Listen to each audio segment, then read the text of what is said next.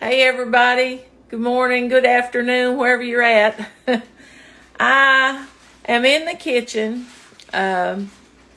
just trying to keep my mind on some other things. And we have a neighbor, his name is Dale, and we see him when we're walking sometimes. And his wife's name is, I can't pronounce her name, so most people call her Ra. She's from the Philippines, so I'm not even going to destroy her name by trying to say it. But anyway, his favorite pie is a key lime pie. So Robert and I are going to make, him and his wife, a key lime pie today. And I'm going to show you what I've already done. Because I know most people probably know how to make a graham cracker crust. It takes 1.5 cups of graham crackers, 1/3 cup of sugar, and 6 tablespoons of melted butter. You mix that up and you press it in a pie plate and you bake it on 350 degrees for 7 to 8 minutes. Then you have to let it cool for about 20 to 30 minutes. You don't want to put batter in a hot crust, okay? And since I made a homemade one and it's in my bakeware, it'll take it a little longer to cool. Now, you can buy a pre-made crust if you want to. You don't even have to make a homemade crust if you don't want to. You can buy these right here. Let me show you. But you got to make sure you get a 9-inch crust. Don't get one of these smaller ones. But you can buy a pre-made crust and you don't have to do this. So if you don't want to bake a homemade crust, do this. It's a lot easier. But anyway, I'll show you my crust. I've got it made here. Let me turn my light on. And you can see I've got it in my Anchor Hocking pie plate. And I'm letting it for about 25 to 30 minutes. And then we'll be back and we're going to finish making I got a hair flying up there. It's trying to stick up. We're going to finish making this key lime pie. And it's really easy. If you like key lime pie, stay tuned. Oh yes, I wanted to say this too. This video is for Kentucky Cooking with Kathy. If you're watching it under any other name, it's because somebody stole my videos and are making money off of them. So please, report them, turn them in, and don't give them any of your time. Because if they're too lazy to make the videos themselves, then they shouldn't be stealing from other people. Okay guys, we're back. I got the crust out of the oven and you can see it's cooled. It takes about 30 minutes in these Pyrex containers to really get them cooled down. Now, what I did a while ago, you have to use 1/2 cup of sour cream in this recipe. So Robert went ahead and zested the lemons for me. You know what zesting means, don't you? You take it and run it over this little thing right here, and you get go around the peeling, and you get the zest off. You can see it in the bowl there, in the sour cream. And I put it in there and stirred it up and kind of mashed it around and let it sit in there the 30 minutes while I was waiting on the crust to cool, so that it takes the flavor of that lime zest a little bit more. And actually, this is a real simple recipe, really simple. We're going to put this in just a minute.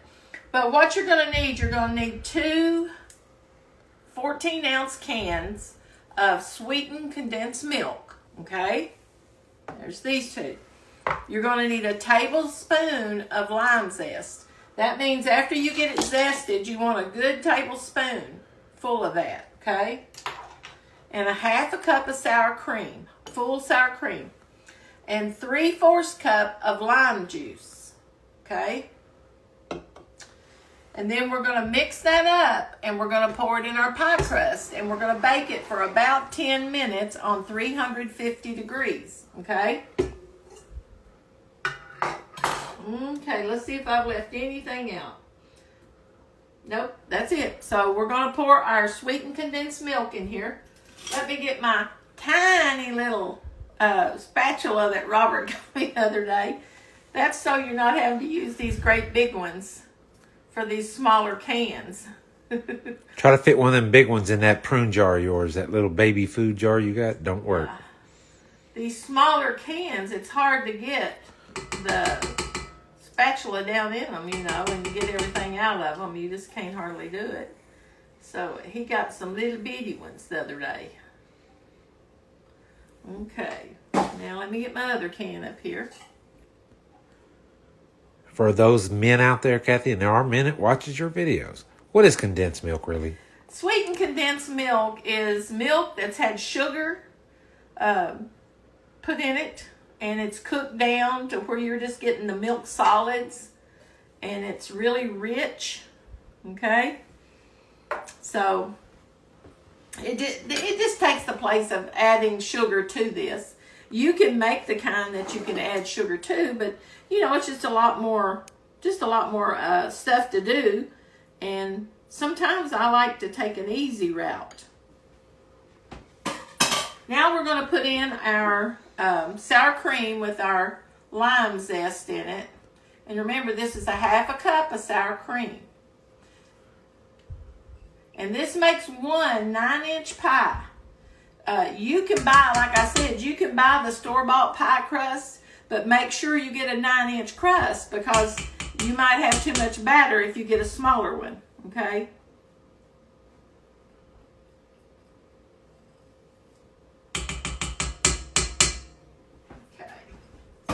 There. Now we're going to put in our lime juice. And this is 3/4 of a cup. Sounds like a lot, but a key lime pie is supposed to be tart. It's not supposed to be, you know, real tame. So we're going to pour that in.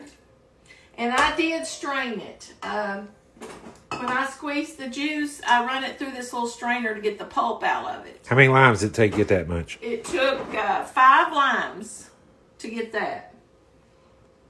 Okay, now we're going to put the beater blade on here, the mixer blade, and we're going to mix this up. Start out kind of slow. We don't want to slosh it everywhere.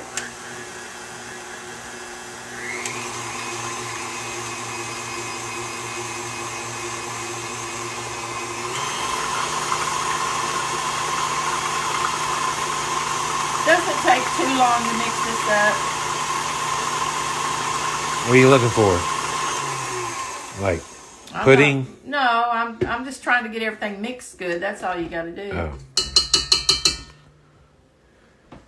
Let me get my bigger spatula out here. No, we've got a neighbor down here that we see when we walk quite a bit, and his name is Dale. And we were talking the other day. His wife she's from the Philippines. So she is used to all of these really tart, unusual fruits. And she loves durian. If you've all ever seen durian, we've seen it on these cooking shows before. And I just don't know if I could eat it. But that's what she grew up eating. So it's different for her. And she doesn't like a lot of the things, you know, like we eat that are more, I would say, tame, maybe. She likes things that are tart and sour and fruity. So, and this was Dale's favorite pie, so we just thought, well, we'll just make one of these. Now, I've had my oven preheating to 350 degrees. And you only have to cook this for 10 minutes, okay? The lime juice does part of the cooking and the setting together. Now, some key lime recipes call for eggs in the batter. I have a recipe that has eggs in it. I've never made this one without the eggs, so I'm going to see how this one works today.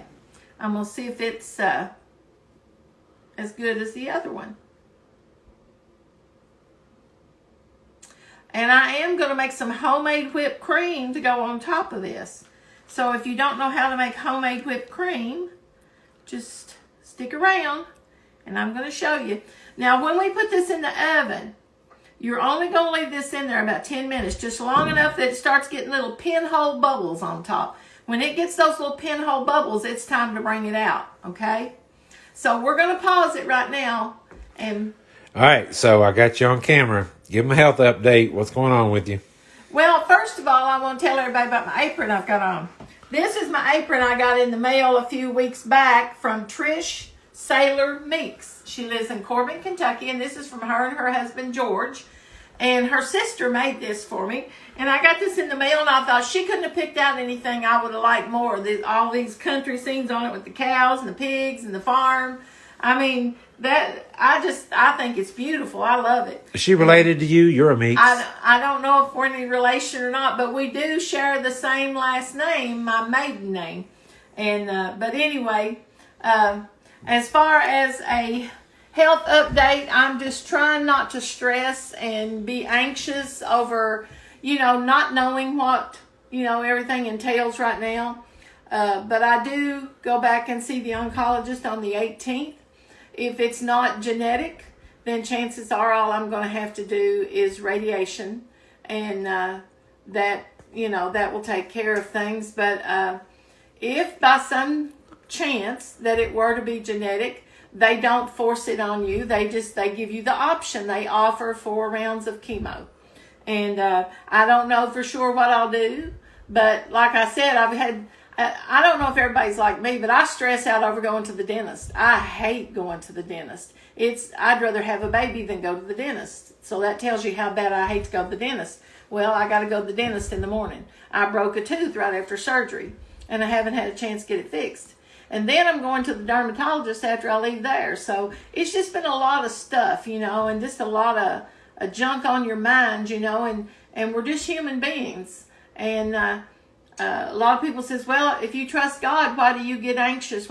Because I'm a human being. That's why. But I still trust God.